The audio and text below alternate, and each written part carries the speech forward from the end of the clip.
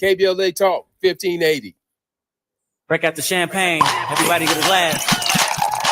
Tavis Smiley is now ranked number 16 nationally and the highest rated talk show hosted by an African American on the 2025 Talkers Heavy 100 list of the most important talk radio hosts in the nation. Last year, Tavis ranked number 33 and the year before, number 45. The Tavis Smiley Show has rapidly expanded its national syndication to now include nearly 50 radio stations across the country and counting. Congratulations, Tavis. Yeah.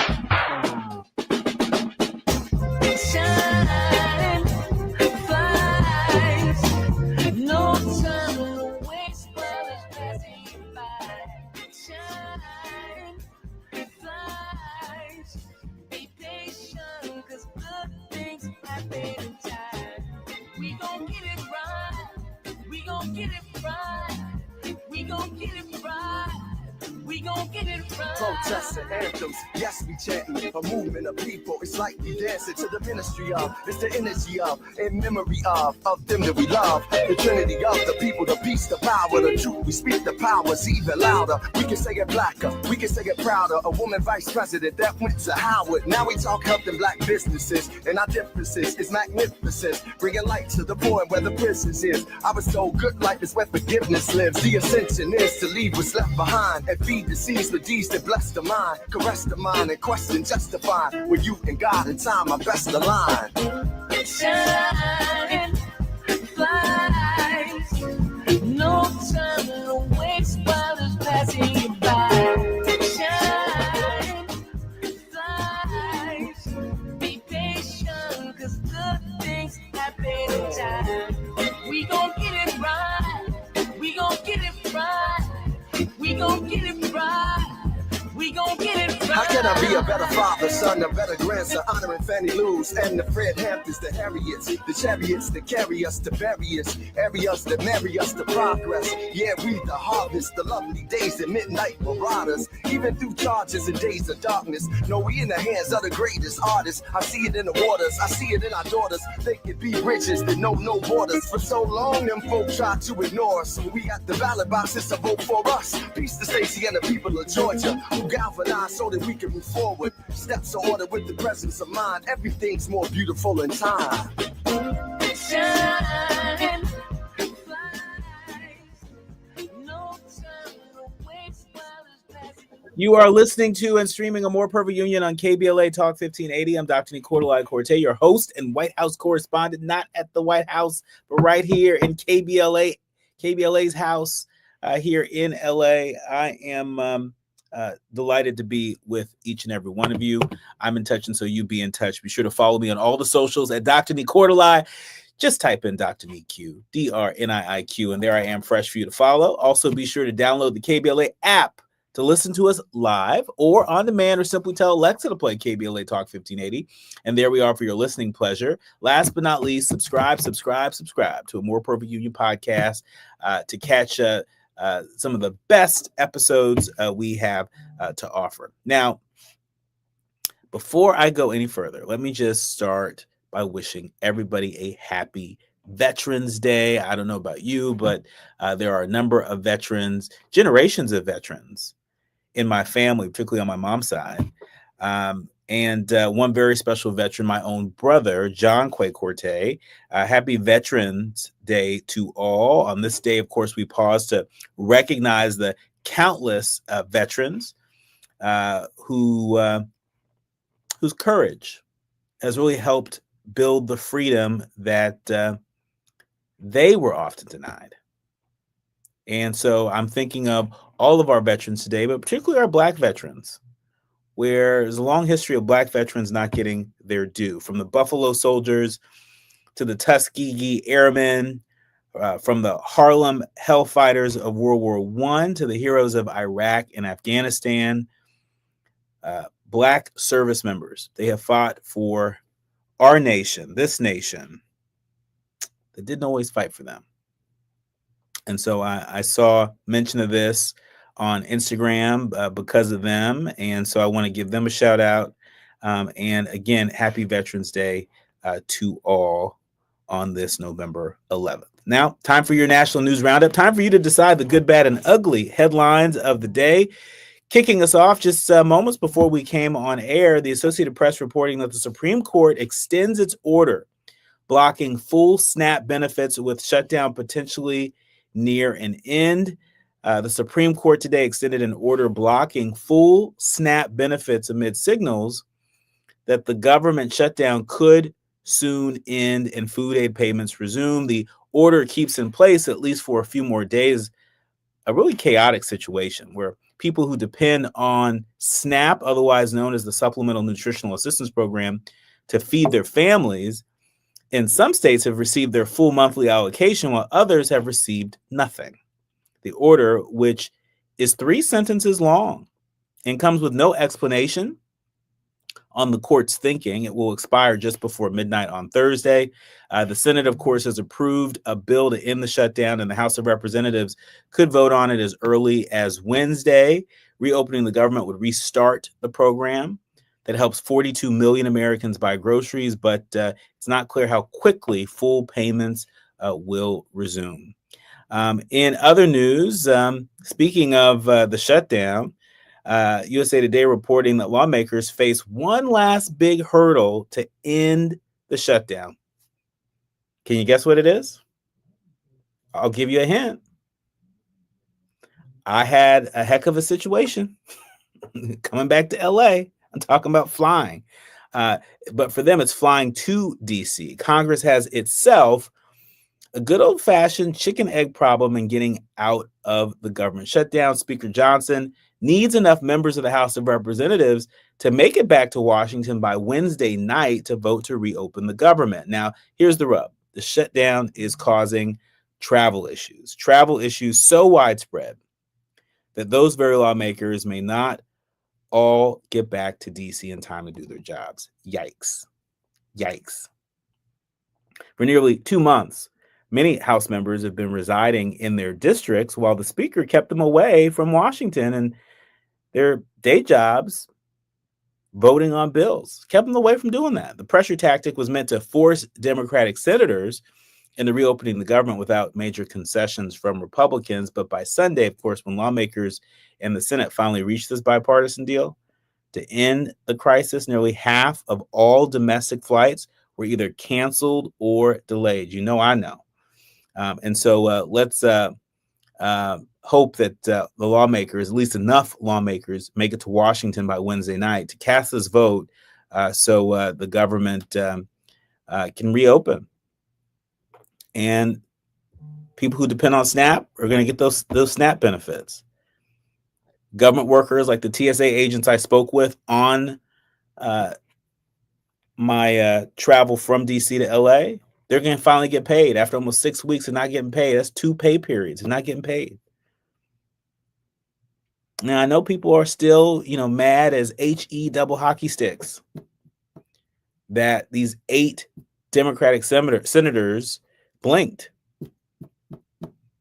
A lot of people that were like, okay, we're experiencing a lot of pain, right? But it was a righteous fight. A lot of people thought, the Democratic base certainly thought that. Independents thought that. But 8 Democratic senators, they thought differently. Speaking of thinking differently, The Guardian is reporting that the Trump administration is planning to allow oil and gas drilling right here off the coast of California. The Trump administration is planning to allow oil and gas drilling off the coast of Cali for the first time in decades. It's according to a draft plan that was shared by folks over at the Washington Post. The move is guaranteed to set up a battle with Governor Gavin Newsom, a staunch opponent of offshore drilling. The plan would include 6 offshore lease sales between 2027 and 2030. And that would be along the California coast, as well as the expansion of drilling in the eastern Gulf of Mexico, which Donald Trump renamed the Gulf of America. You remember that? Yeah. Drilling has typically been avoided in the area due to fears from Florida Democrats and Republicans around beach pollution and overall negative impact on tourism. Governor Newsom, of course, rebuked the proposal while attending the COP30 climate summit in Brazil, which the Trump administration chose to skip, breaking with precedent. The California governor told reporters that the plan to restart drilling off the coast would be dead on arrival in California. We shall see. Speaking of seeing or not seeing, NPR is reporting that a U.S. appeals order to use American Sign Language interpreters at the White House briefing. This is a strange one. Just like of all the things, really, you're going to pick a fight with the American Sign Language folks? Well, that's exactly what it appears is taking place. The Department of Justice is appealing a federal judge's order requiring the White House to immediately begin providing American Sign Language interpretation at its press briefings with President Trump or Press Secretary Caroline Leavitt when they're speaking. In court filings on Friday, the district judge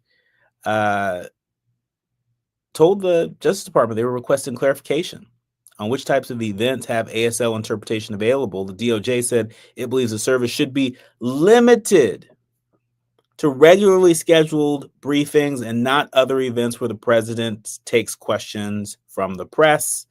It notified the U.S. District Court of Columbia that the White House's current vendor agreement for ASL interpretive services requires 24 hours notice. So if you need sign language interpretation, you may be out of luck, because it looks like this White House ain't trying to do all that. When we come forward, we're switching gears. I am delighted to welcome a More Perfect Union contributor, Jamar Reed. He is who I like to think of as our data justice correspondent. And we're going to talk to him about these data centers that are powering this AI boom. There's a study that lists some of the best states to build them in. We're going to get his views on that. And then there was an op-ed published in the New York Times today that really delved into this AI revolution and what's called the algocracy, ruling government by algorithm. We're going to talk about that and more when we come forward. You are listening to and streaming A More Perfect Union on KBLA Talk 1580. You're listening to A More Perfect Union on KBLA Talk 1580. We've got a lot to talk about. Here for the Lowe's early Black Friday deals? You're right on time for some of our biggest savings. We're talking up to 50% off select major appliances, plus up to an extra 25% off when you bundle select major appliances. Holiday lights going up soon? Select ladders are up to 50% off right now. Get Black Friday prices without the Black Friday crowds. Lowe's, we help, you save. Valid through 11/19. Selection varies by location. Select locations only. While supplies last. See Lowe's.com for more details. This Thanksgiving at Total Wine & More, find bourbons and Cabernets that you adore. Our helpful guides are so friendly and nice. So many bottles to try at the lowest price. So gather with friends as you sit down to eat. Grateful for all who made Thanksgiving complete. With curbside pickup and delivery available and the lowest prices for over 30 years, you'll always find what you love and love what you find. Only at Total Wine & More. Drink responsibly, B21. All I need is one mic. With a KBLA Talk 1580 editorial, I'm Tavis Smiley. Dateline Friday, November 7, 2025. Dear Mr. Pizarro, I hope that this letter finds you well. As you know, last evening, KBLA Talk 1580 hosted an Altadena town hall entitled Understanding the Wildfire Recovery Compensation Fund. The venue was at capacity, and as KBLA has maintained all along, no plaintiff's counsel was involved in any aspect of the program, such that Southern California Edison could well have participated per its initial commitment in writing on October 7, 2025. That said, in both private communications and public pronouncements, we note that SCE has offered to appear on KBLA Talk 1580 to address the Altadena community regarding its fast pay program, which was discussed in depth at last night's gathering. We would like to accept SCE's offer and invite you, Mr. Pizarro, to appear on KBLA's nationally syndicated radio program, Tavis Smiley. The show broadcasts weekdays from 9 a.m. to 12 p.m. Pacific Standard Time, and we are happy for you to choose any day, any hour for a live in-studio conversation. Please let us know which day and time work best for you. We look forward to welcoming you to our studios in Leimert Park. Sincerely, Tavis Smiley, founder, Smiley Audio Media, Inc., Chief Visionary Officer, KBLA Talk 1580, host, Tavis Smiley. With a KBLA Talk 1580 editorial, I'm Tavis Smiley. As always, we welcome your feedback.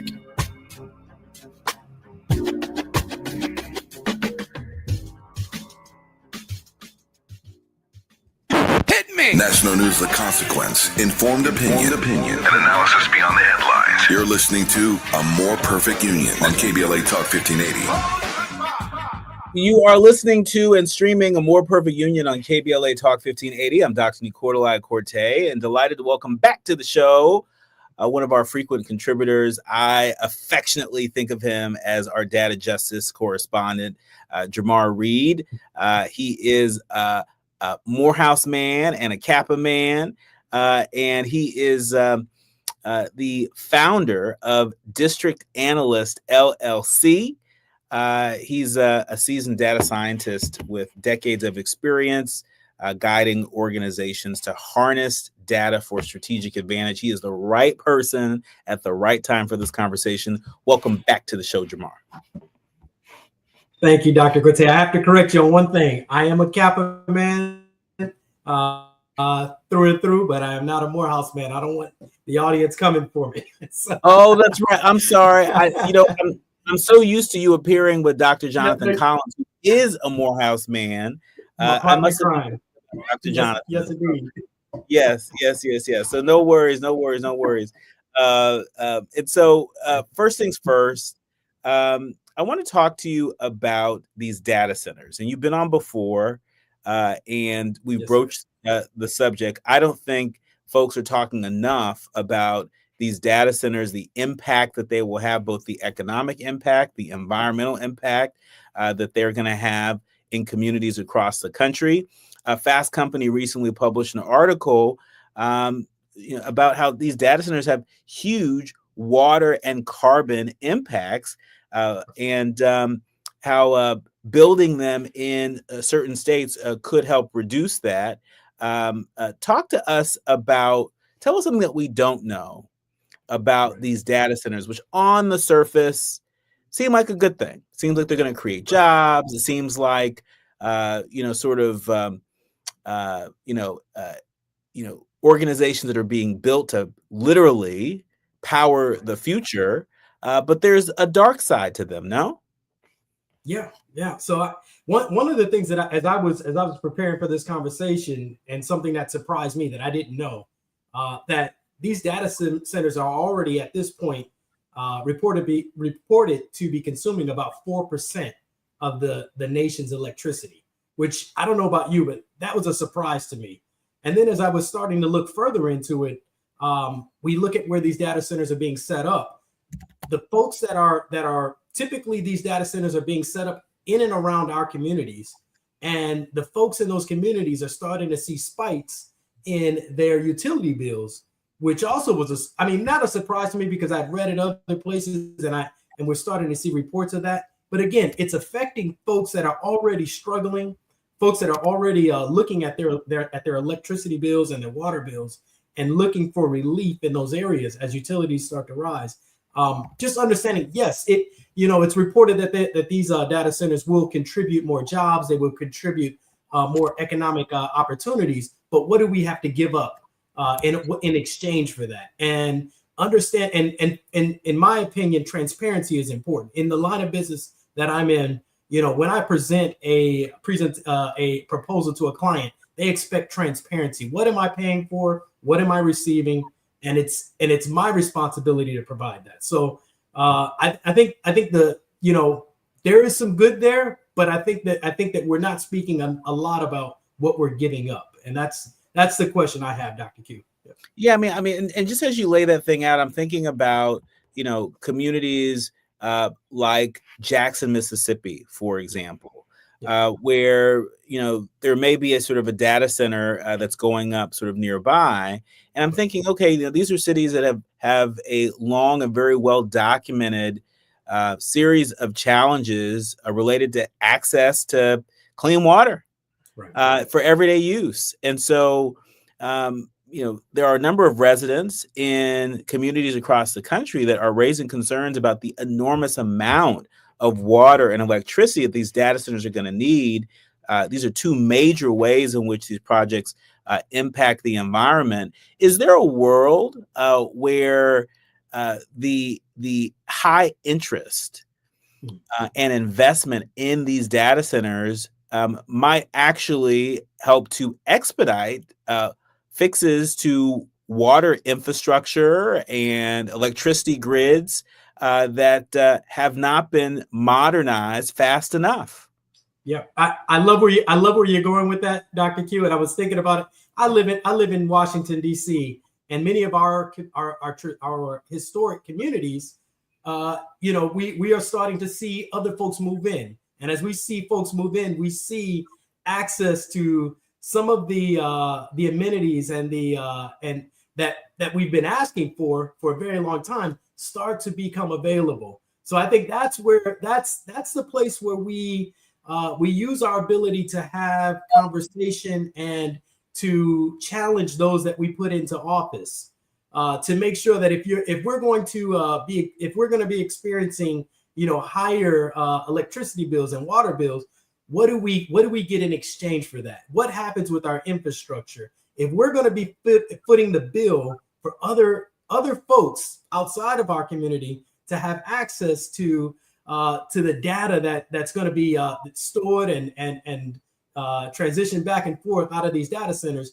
what are we getting in exchange? And it may be, and to your point, it may be that we're getting that we're able to negotiate movement on access that we've not been able to get movement on thus far. So definitely, I love where you're going with that. Yeah. I mean, just moments ago at the top of the show, I was sharing, that the Trump administration is moving to allow oil drilling off the coast of California. And of course, the Governor Newsom and members of the California state legislature, are already, ready to squabble up against the administration to prevent that from happening. But to the point made earlier about the growing impact of AI, we know that these data centers demand a lot of electricity that's straining our energy grid. And, these data centers, the surge has also delayed the planned retirement of coal plants. And so if you're having the retirement of these coal plants being delayed, and you have an administration right now that is all about, giving private industry the leases to drill along the California coast, to drill up in Alaska, can we put the toothpaste back in the tube? Is there any advocacy that folks can do to maybe not prevent it, but at least to mitigate the negative effects of these data centers? Right. No, I absolutely agree with you there, and I think that's a good point. It's once you allow access, once you open up the ability to drill, typically we don't see that pull it back. And as you were stating about the coal plants, it's there may be a plan to limit that or to start to close them, but you see what they will quickly delay that closing if it's to the benefit of industry, of folks that are making money off of these plants. So definitely on the front end, before we've gone into it, and if we're not able to stop it, I think this is the time where you put in you put in place, and the way we do this is pushing our elected officials to make sure that if they're going to move forward with drilling and with opening up these oil fields out in the ocean, that there's transparency in place that's put up on the front end. There's a plan for how do we make sure that these companies aren't able to leave the citizens in the dark about what's going on and also how to protect our environment during that time. So I think this is where we as constituents press our elected officials to make sure that we're being well represented during these negotiations. Yeah, I really want to make the connection between these data centers and AI, because part of the reason why these data centers are all the rage is because artificial intelligence is all the rage. And you need these data centers in order to be able to power the artificial intelligence technology that we all enjoy. Every time you call Miss Siri, every time you call Alexa, every time you're on Google's Gemini, right? Or Perplexity or Chat GPT, whatever AI powered tool you're using. Don't just think that that's being powered by the thin air, right? It takes energy in order to process those results. And as our lives become more integrated with AI technologies, we're going to need more and more and more energy. And so that's why there's this op-ed that was published in the New York Times today that really caught my attention. It was really a guest essay by Eric Schmidt and Andrew Sorda. Eric Schmidt, of course, the former chief executive and chairman of Google, and Andrew Sorda, who was Mr. Schmidt's head of research. They published this guest essay entitled, "This is No Way to Rule a Country." And in this essay, they talk about how a majority of adults across 12 income countries said that they're dissatisfied with the way their democracy is working. And they see dissatisfaction manifest in a number of different ways. But it raises this question as to whether or not, AI is the answer, right? If we were to turn over certain controls to algorithms, for example, might that help us to get less partisan outcomes, less biased outcomes? When we come forward, I'm going to give Jamar Reed, the co-founder of District Analysts, a chance to respond to that as we make the connection between these data centers, AI, and our communities. You're listening to and streaming A More Perfect Union on KBLA Talk 1580. More when we come forward. The audience is listening, thought-provoking, eye-opening, heart-rendering. This is where authentic voices meet powerful discussions on culture, community, and change. This is where Black voices matter. He's breaking boundaries, amplifying diverse perspectives, and tackling the issues that matter most to you. You're inside A More Perfect Union with Dr. Nee Cordelai-Corte on KBLA Talk 1580. I'm Amber Payton with BIN News Now. Black Chicago Mayor Brandon Johnson is defending police after weekend clashes in Little Village, blaming ICE agents for the chaos. Our police department did not enforce civil immigration policy or law. He said police officers were not involved in immigration enforcement and urged residents not to let Border Patrol actions damage community trust. Former service members honored Black veterans buried at Rose Hill Cemetery in Manassas, Virginia, a historic site dating back to the 1800s. Members of the VFW and American Legion placed a memorial bench and plan to add flags on Memorial and Veterans Day with wreaths next month.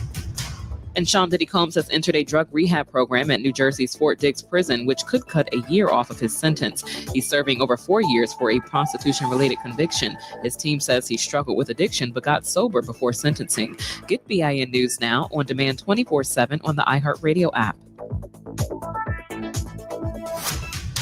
Sun Valley. It's a crash on the 5 northbound at Sheldon. That's where the 2 left lanes have been blocked. Delays away from Penrose. East LA on the 5 southbound at Dittman. It's a stall taking out the 3 left lanes, waiting for a tow truck with a slow drive coming off of the 10, and it's starting to connect to pretty crowded traffic out of Los Feliz from Los Feliz Boulevard. Also, let's head out to the drive in Rancho Cucamonga. They got a stall out of lanes 15 northbound at Foothill, and traffic is picking up away from Cantu Galliano Ranch Road. Hard rock style is coming to the Central Valley, just 15 miles south of Bakersfield off Route 99. You'll find world-class gaming and entertainment. Less drive time equals more playtime. The all-new Hard Rock Casino Tejon, opening November 13th. This is the KBLA Sports Minute with Ray Richardson. Dallas Mavericks owner Patrick Dumont needs to be put on blast. Tuesday morning, Dumont fired Mavs general manager Nico Harrison, one of 12 black GMs in the NBA. Dumont fired Harrison because the trade Harrison made last season with the Lakers, Anthony Davis for Luka Doncic, has been a disaster for the Mavericks. The Mavs are 3-8 and Davis is hurt again. Meanwhile, the Lakers are 8-3 and Luka is balling, averaging 37.1 points. Yes, Harrison did reach out to Lakers GM Rob Pelinka to discuss the trade, but Dumont signed off on the deal before it was finalized. No trades in any sport are made without ownership approval. The real crime committed by Dumont is that he let Harrison take all the abuse and death threats from angry Mavs fans upset about losing Luka. Dumont never talked to the media to let the fans know that it was his decision to trade Luka. Harrison now knows what kind of person he was working for. No debates, no speculation, just the info you need. That's your KBLA Sports Minute. I'm Ray Richardson on KBLA Talk 1580. Break out the champagne. Everybody get a glass.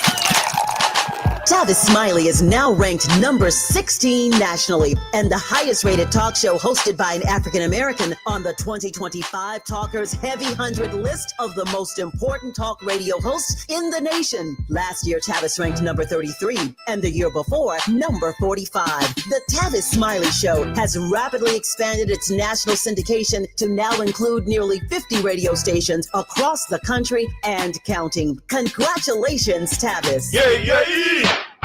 We asked seniors how to prevent Medicare scams. My best advice, if you get a phone call, do not talk to the person. These people are well trained. Don't talk to them. They don't know me. They're just trying to scam me. Don't be fooled. Hang up.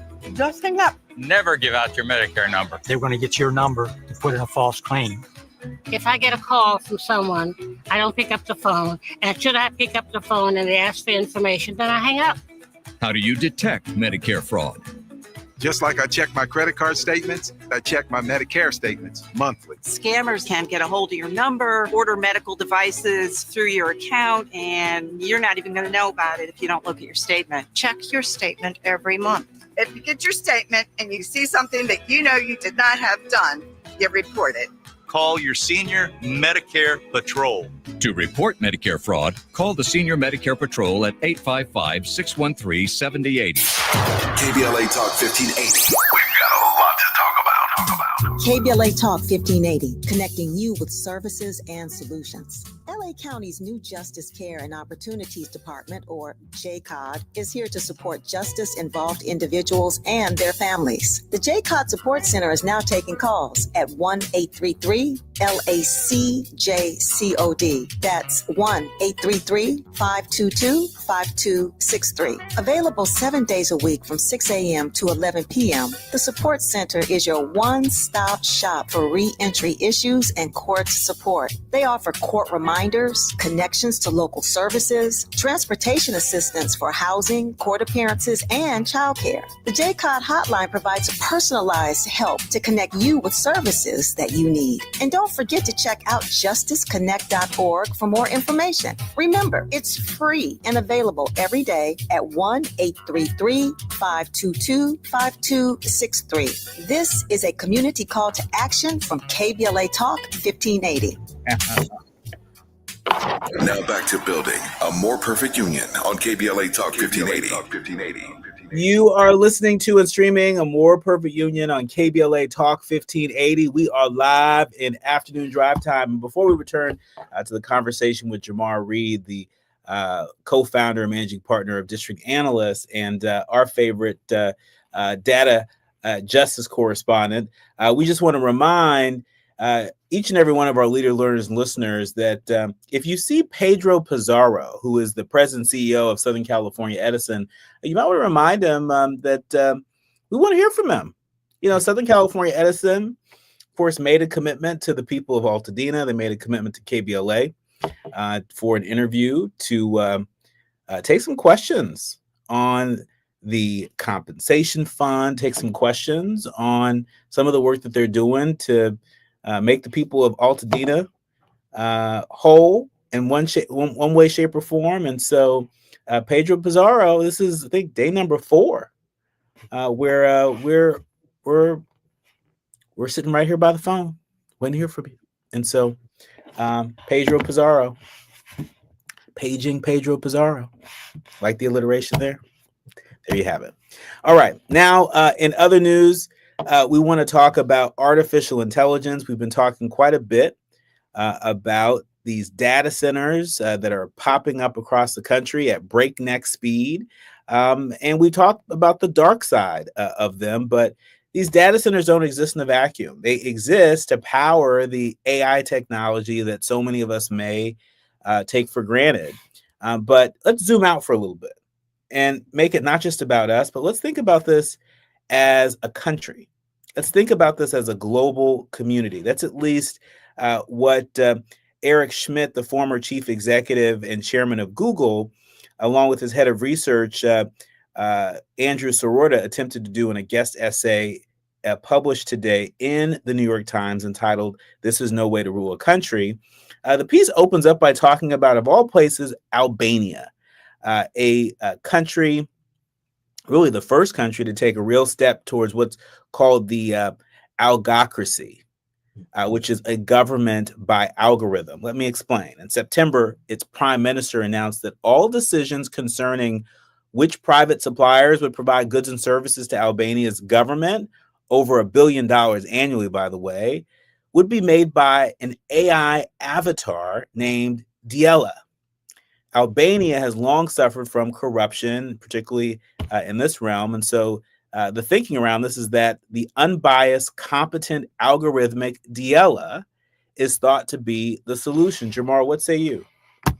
Yeah, I mean, immediately I start to think about the fact that, something that I wrote a while back and just reading back on a quote I made, that freedom begins when we build institutions we control.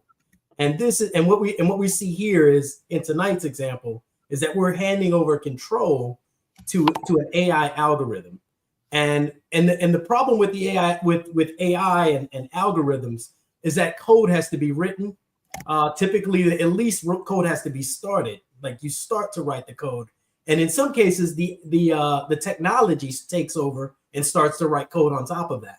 That's what. But overall, there's always going to be bias because these algorithms are going to be written by humans. So we're going to write our bias in the code, and then and the fear is that we allow AI to make decisions.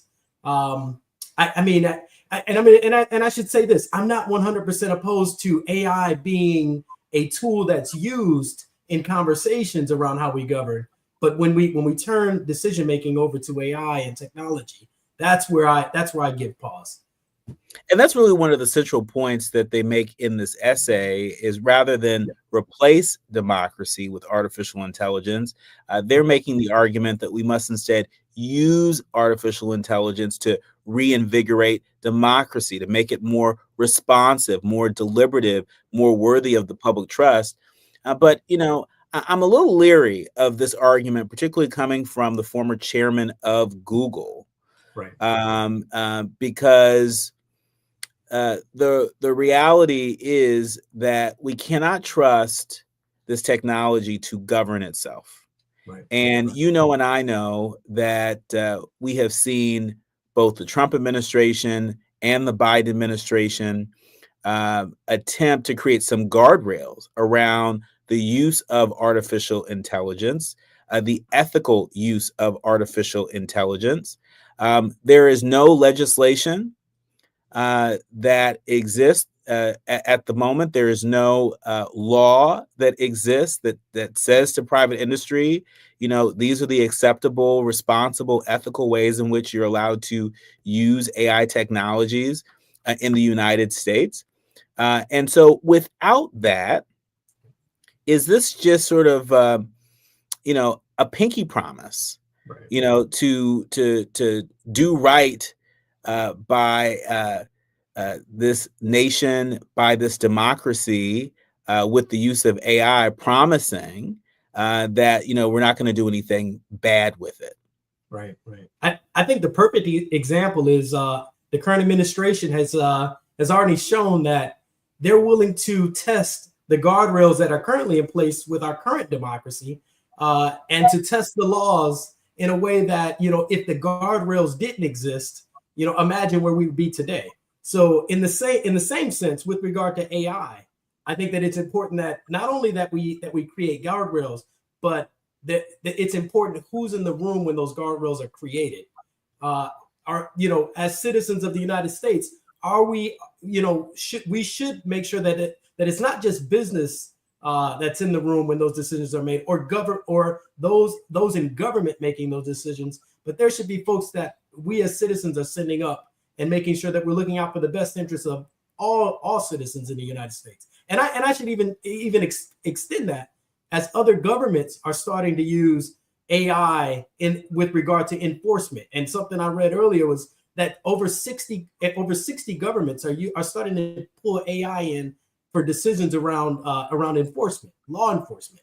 And so that's, to me, it's important about who's in the room when those decisions are made around guardrails, but then also understanding where we are today. And we have a perfect test case for what happens when folks are those that have political ambition are willing to test the guardrails that are already in place. So I'm not in a trusting space right now. So I'm definitely for creating guardrails and making sure that these are guardrails that will stand up against folks that would look to manipulate them. So yeah, and this seems to me to be something that we shouldn't just defer to any presidential administration on, but there are plenty of mayors and city council presidents, governors, and leaders of legislative bodies that should be paying extra close attention to this. In the piece, they mentioned that when algorithms determine, say,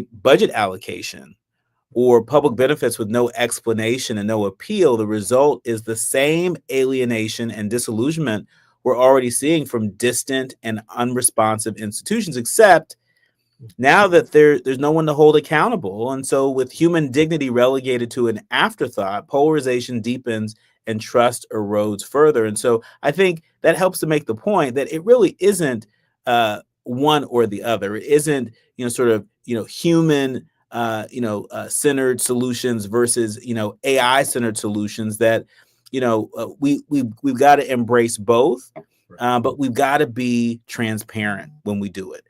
We've got to make sure that we are disclosing so that the people that are getting the result of such collaboration, they know how folks sort of arrived, at those decisions. Are there any examples of municipalities, here in this country or abroad that you think, are worthy, of us looking at, taking a closer look at, as perhaps a gold standard of some sorts in this conversation? Dr. Q, you have me on that one, because I'm trying to think about a municipality that would be a great example.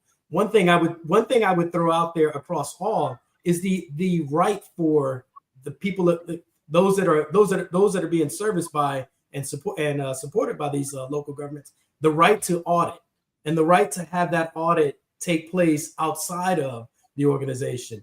The right to have an outside organization that is separate from, be able to audit the code, audit the technology, make sure that it's doing what we as citizens are entrusting it to do, alongside the humans and the politicians that are in place, working alongside the AI. So I think it's important that we have that audit ability in place as well. No, I think you're right.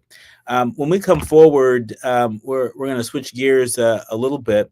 I saw this piece in the Washington Post about how women feel about Trump's presidency, and it's a range of feelings, from heartbreak to fatigue to even gratitude. When we come forward, I'm going to share a little bit about what the women in this piece have said and reflecting on the Trump presidency a year in. And I want to give Jamar an opportunity to reflect on what he's hearing, particularly from the men out there and the data community, the data justice community, I should say, out there, what he's hearing from them 1 year into the Trump presidency. You are listening to and streaming A More Perfect Union on KBLA Talk 1580. More when we come forward with Jamar Reed, co-founder of District Analyst. Striving to make America a nation as good as its promise. This is A More Perfect Union on KBLA Talk 1580. We've got a lot to talk about.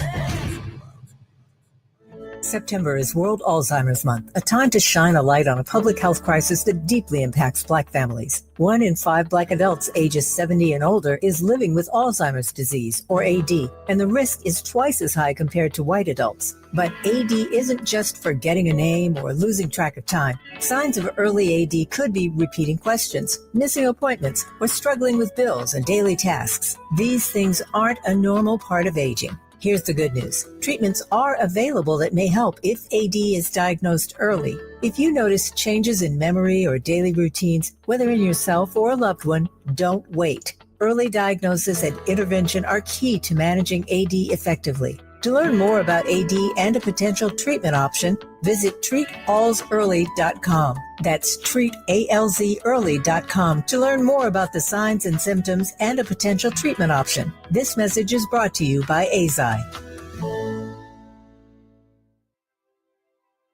The holidays can be a time of increased stress for those struggling with opioid or stimulant addiction. They can also be a time for pause, reflection, opportunity, and new beginnings. This holiday season, choose treatment and recovery. Embrace the company of family and friends and create special moments. Find a proven opioid or stimulant addiction treatment provider near you at choosechangeca.org. KBLA Talk 1580. We've got a lot to talk about.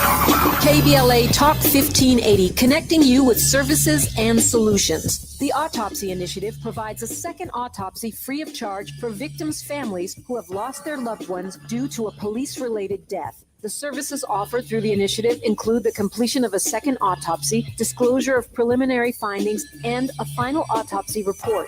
A police-related death is when an individual is harmed by police officers using deadly force, which results in an individual's death. Police-related death includes in-custody deaths, including those that arise during contact with law enforcement officers during arrest, pursuit, booking, transport, or incarceration. The Autopsy Initiative has a team of board-certified pathologists on call. An autopsy request may be completed by anyone with a close relationship with the victim, which may include the victim's spouse, partner, relative, close friend, or lawyer. To request a free second autopsy for a victim of police violence, please visit knowyourrightscamp.com. That's knowyourrightscamp.com. Then click on Autopsy, then click on Request. At KBLA, we believe in justice for victims of police violence. We say their names, and we don't black down. This is a community call to action from KBLA Talk 1580.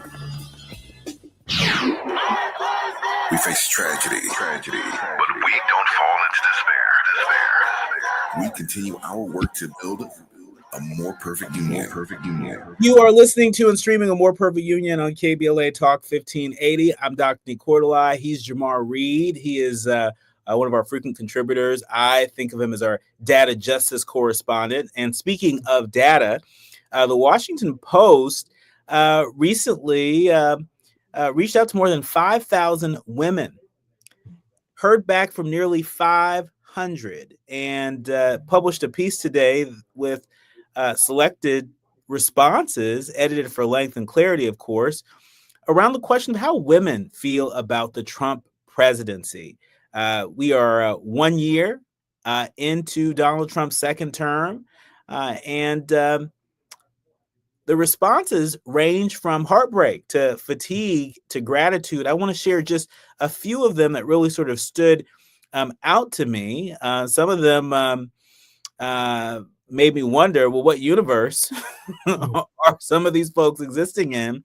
But Sarah Robinson, who's 46, she's an internet analyst, a food blogger, and an indie children's author from Woodstock, Georgia. She said, quotes, "I think he's doing a good job. I definitely feel sorry when I see families and children separated. This is not easy for me to watch, honestly, but each country has its own laws. And if any people are breaking the law, that's unfortunately what's going to happen." There was another woman, a program manager for a software company in Centerville, Virginia, Krista, who said, quotes, "What's become more disheartening is that people understood what they were voting for. They just didn't think it would impact them. They were fine with it because they thought it was going to impact someone else. And now I think some of these folks are starting to see that, oh, wait, when I voted this way, it was supposed to not come here to me. And that enrages me. But I'm also just sitting back and I'm watching, right? Like, no, this is exactly what you voted for. You knew, you just didn't think it would affect you. Rachel Escobar, 19 years old, college student from Austin, Texas, says, quotes, "I'm frustrated with Democrats in Congress and all these other government agencies and their inability to do anything to stop him." And Rachel Lang, 29, a behavior analyst from Waukesha, Wisconsin, says, quotes, "It seems like the country is getting more conservative, where there's concerns about people speaking out against Trump or making jokes about Trump. I think that's something that's really concerning, fear of being able to speak out."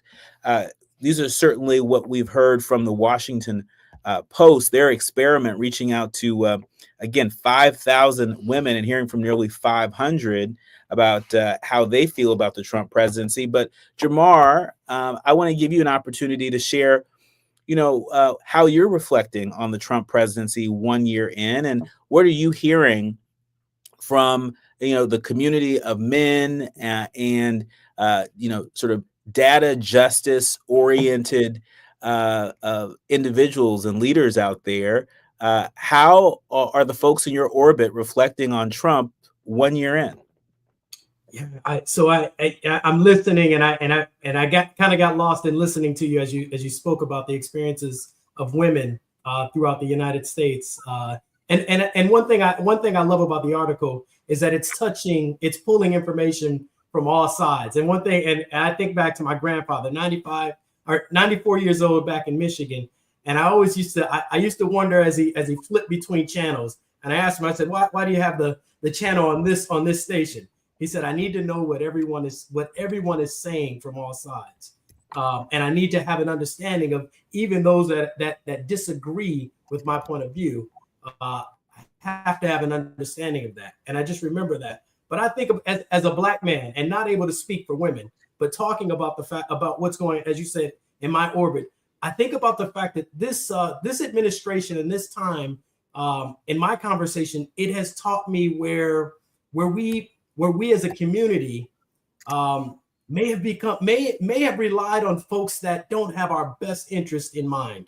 And this is showing us where possibly people that have access to make decisions about our community have the ability to pull back when it harms us, or to dangle in front of us decisions that likely could be the difference between whether a family eats or not, or whether a family has a full meal versus having to spread that meal out, and that's heartbreaking. And I just think about there's an article I wrote a while back, and a quote, I can't remember where this quote: give a man the power to feed you, and you give him the power to starve you. And what we're seeing today is someone and people that are comfortable with pulling that lever to show us that they have the power to starve us. And I just think about, how do we get that? How do we gather that power back? How do we make sure that no one else has the key to, or the lever to pull the ability to pull that lever? So those are my thoughts, kind of, just off the top and conversations I'm having with friends and colleagues, not just here in DC, but around the nation. Yeah, I mean, it's a lot to take in. It's a lot to process. Every day there's a swirl of headlines. It feels chaotic because it's intended to be chaotic. It's intended to move people to check out. It's intended to push people to not have a line of sight as to what their government is doing in their name. And that's part of the reason why this program exists. This is part of the reason why KBLA exists, is because we believe that it's important to offer people a place where they can come for their daily political news digest, where they can hear from experts in the field, folks who have informed opinions, and where they can also zoom out a little bit and hear from folks who are shaping the culture through their art, shaping the culture through their work on the front lines, through their work and witness, dare I say. And so that is what we will continue to do. That's the community of leaders, learners, and listeners that we have co-created and will continue to co-create. And my thanks to District Analyst co-founder Jamar Reed for his reflections on the Trump presidency 2.0. And for folks who are interested in learning more about what some of the nation's women had to say in this Washington Post article entitled "How Women Feel About Trump's Presidency: Heartbreak, Fatigue, and Gratitude," I encourage you to check out that piece by Alexandria Nini and Sarah Panetta. In our next hour, you're going to hear from Terrence Woodbury. He is the co-founder of Hit Strategies. He is one of the nation's leading political pollsters. And he has some really incredible insights that you don't want to miss. And a little bit later, you don't want to miss my conversation with comedian, actor, the man that comes from a legacy family that we all enjoy, Marlon Wayans, joins us in the latter half of the next hour. You are listening to and streaming A More Perfect Union on KBLA Talk 1580. More when we come forward. KBLA 1580 Santa Monica. I'm Amber Payton with BIN News Now.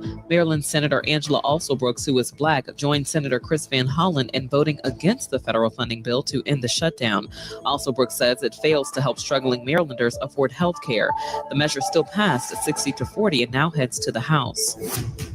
Nebraska Governor Jim Pillen has made history by appointing Douglas County Judge Derek Vaughn to the state Supreme Court, making Vaughn the first African-American to serve on Nebraska's highest court.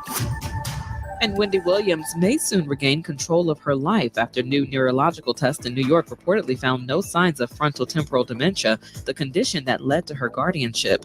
Her attorney says Wendy's cognitive health has improved since getting sober 3 years ago, and her legal team plans to file to end the guardianship, requesting a jury trial if needed to restore her independence. Get BIN News Now on demand 24/7 on the iHeartRadio app. Irvine is slowing on the 405 northbound, leaving Irvine Center Drive. Delays ahead, looking better by Culver Drive. And then you've got some more slowing in Costa Mesa from just about Bristol as you travel ahead towards Brookhurst and Fountain Valley. On the 5 in Irvine, northbound delays leaving Alton Parkway, heavy and stretches all the way to Harbor and Anaheim. It's also pretty challenging in Commerce. This is the 5 southbound between the 710 and the 605. 710 northbound in Long Beach, delays from Anaheim Street as you travel towards the 405. Hard rock style is coming to the Central Valley, just 15 miles south of Bakersfield